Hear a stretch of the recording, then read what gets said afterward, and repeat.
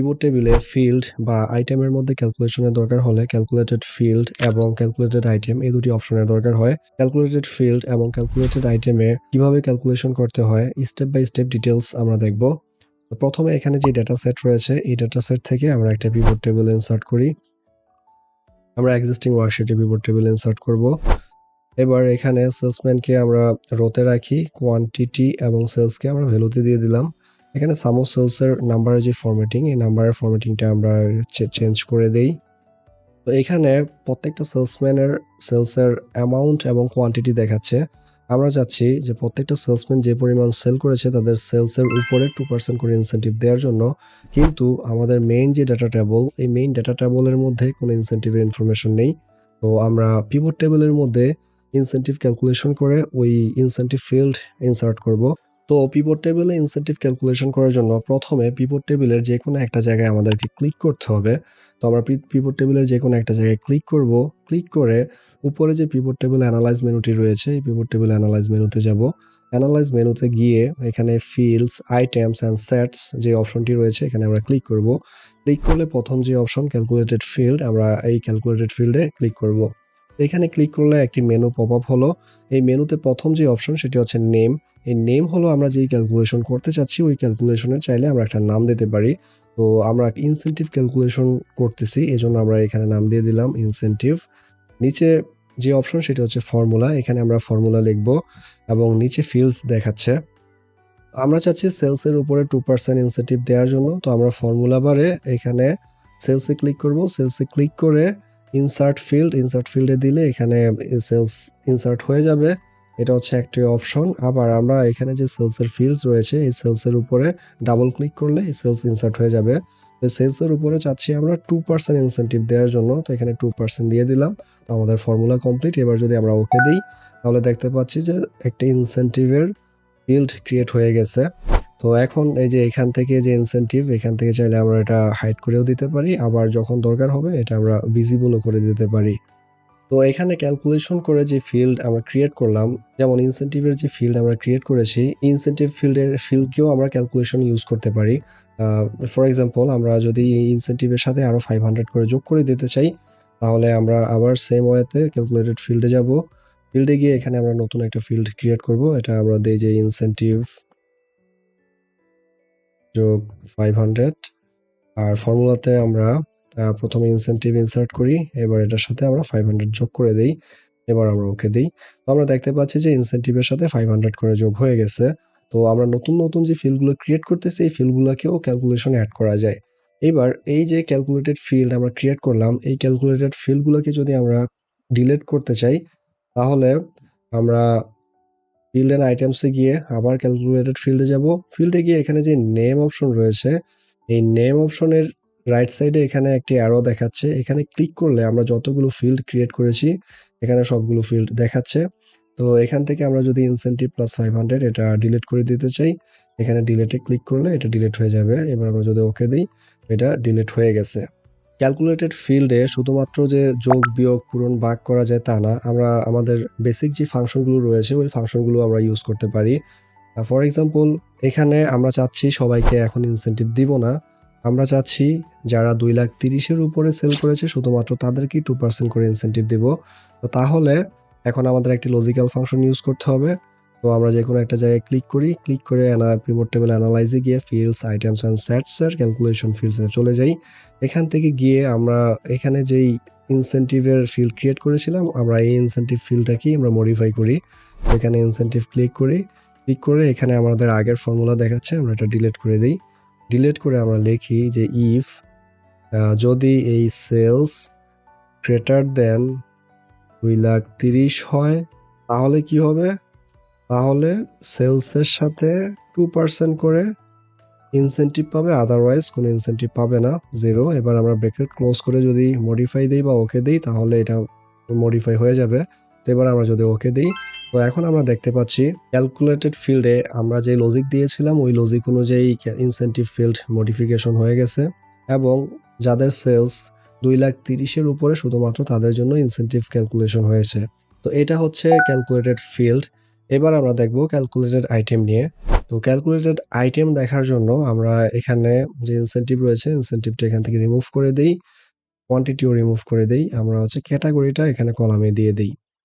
এবার আমরা যে কোনো একটা জায়গায় ক্লিক করে এখানে ফিল্ডস আইটেম এন্ড সার্চে ক্লিক করলে শুধুমাত্র ক্যালকুলেটেড ফিল্ড ভিজিবল হচ্ছে, যে ক্যালকুলেটেড আইটেম রয়েছে ক্যালকুলেটেড আইটেম কিন্তু ইনভিজিবল রয়ে গেছে, এটা ভিজিবল হচ্ছে না। এটার কারণ হলো আমরা যেখানে ক্লিক করেছি এটা কোনো আইটেম না। তো আইটেম এবং ফিল্ডের মধ্যে ডিফারেন্সটা আমরা একটু বুঝি। ফিল্ড হলো সেলসম্যান, ক্যাটাগরি, কোয়ান্টিটি, সেলস, এই যে এগুলা এক একটা কলামের হেডার বা এক একটা কলাম, এগুলো হচ্ছে এক একটা ফিল্ড।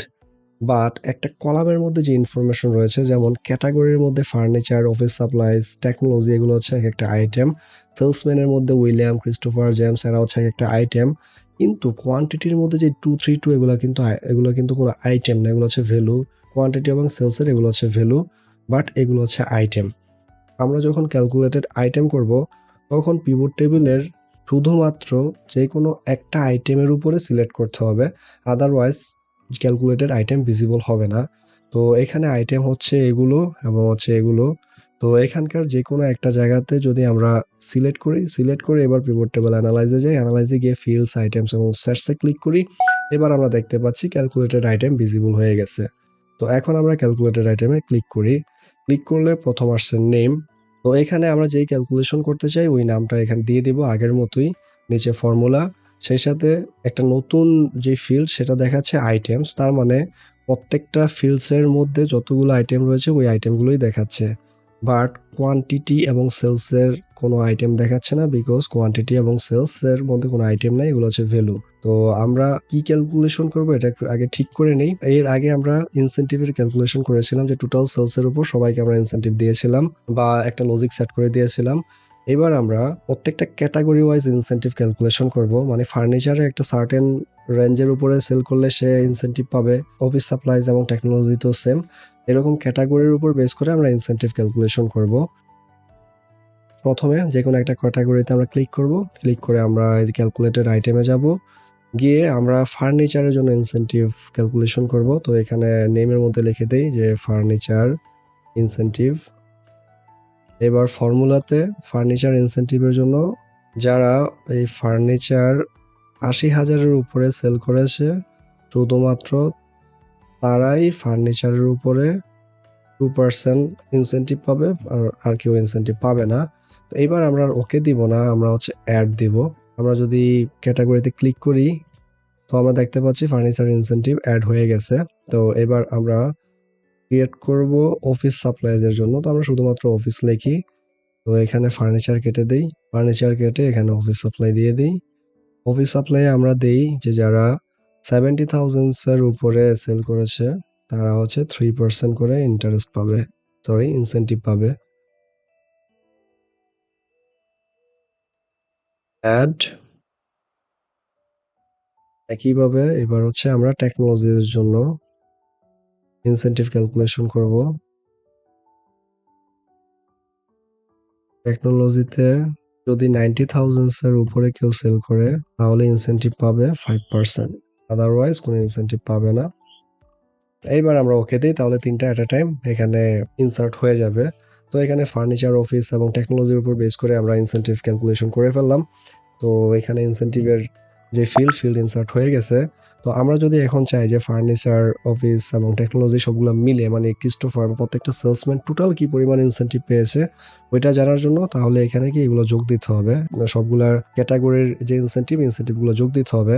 বাট আমরা যদি এখানে ডিজাইনে গিয়ে গ্র্যান্ড টোটালসে গিয়ে আমরা গ্র্যান্ড টোটালস দেই তাহলে কিন্তু এটা হচ্ছে না, কারণ এখানে এই সবগুলা জিনিস যোগ করে গ্র্যান্ড টোটাল দেখাচ্ছে, বাট আমরা সবগুলো চাচ্ছি না, আমরা শুধুমাত্র এই তিনটা চাচ্ছি। তার জন্য কি করতে হবে, তার জন্য আমাদের আরেকটা ক্যালকুলেটেড আইটেম করতে হবে। তো আমরা যে কোনো একটা আইটেমে ক্লিক করলাম, ক্লিক করে পিভট টেবিল অ্যানালাইজে যাব, অ্যানালাইজে গিয়ে ফিল্ডস আইটেম এন্ড সার্চে গিয়ে ক্যালকুলেটেড আইটেমে যাব। এবার নতুন একটা ফিল্ড ক্রিয়েট করব, এটা টোটাল ইনসেনটিভ। আর টোটাল ইনসেনটিভের ফর্মুলা কি হবে, এই যে ফার্নিচার ইনসেনটিভ যোগ অফিসের ইনসেনটিভ যোগ হবে টেকনোলজি ইনসেনটিভ। এবার যদি আমরা ওকে দিয়ে দিই, তো এখন টোটাল ইনসেনটিভের একটা ফিল্ড ক্রিয়েট হয়ে গেল। এভাবে আমরা যতগুলো ইচ্ছা ততগুলো আইটেম ক্যালকুলেট করতে পারি, আবার ফিল্ড ক্যালকুলেট করতে পারি। তো এই যে আমরা এত ক্যালকুলেশন করতেছি, এই ক্যালকুলেশনগুলো কিন্তু আমাদের যে মেইন টেবিল, এই মেইন টেবিলে কিন্তু কোনো ইম্প্যাক্ট ক্রিয়েট করতেছে না। এটা হচ্ছে সুবিধা।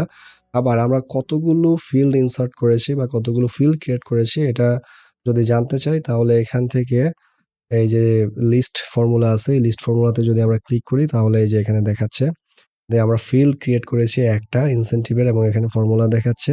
সেই সাথে আমরা আইটেম কতগুলো ক্রিয়েট করেছি, আইটেমের নাম, সেই সাথে হচ্ছে ফর্মুলা, সবকিছুই দেখাচ্ছে। এখান থেকে আমরা এট এ টাইম দেখতে পারবো যে কতগুলো আমরা ক্রিয়েট করেছি। তো ক্যালকুলেটেড ফিল্ড এবং ক্যালকুলেটেড আইটেমের মাধ্যমে আমরা সহজেই আমাদের মেইন যে ডাটা সোর্স, ওই main data source impact create না করে আমাদের নিজেদের মতো করে ক্যালকুলেশন করতে পারি। তো আজকে আমরা ক্যালকুলেটেড ফিল্ড এবং ক্যালকুলেটেড আইটেম দেখলাম। তো এই ব্যাপারে আপনাদের যদি কোনো কোয়েশ্চেন থাকে বা সাজেশন থাকে কমেন্ট সেকশনে কমেন্ট করবেন। Thank you very much for watching.